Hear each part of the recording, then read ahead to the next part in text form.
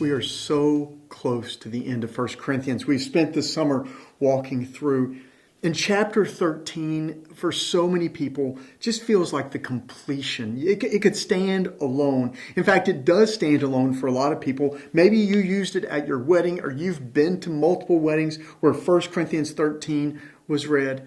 It's maybe the most well-known part of any of the letters of Paul because he talks about love in such soaring terms. It's as if he lifts us up off the ground so that we can experience and know the fullness of what it means to love. But Paul didn't write it so we could be lifted up off the ground.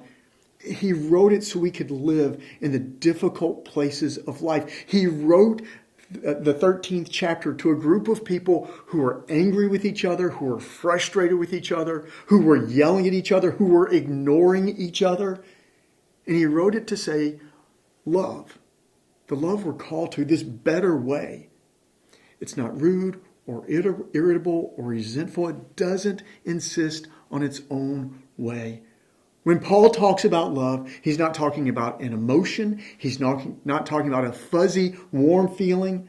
He's talking about a significant choice we make for other people. To love someone is to choose for them.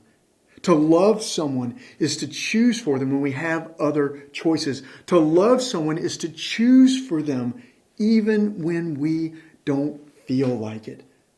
Paul says that love, the love that God has shown us, this eternal love that reaches from the end of time into our moment of existence, it pulls us forward and it calls us to a life where we make hard choices for other people. N.T. Wright, one of my favorite Christian writers, says this in his book, Simply Christian. We are not just beneficiaries, but agents of God's love.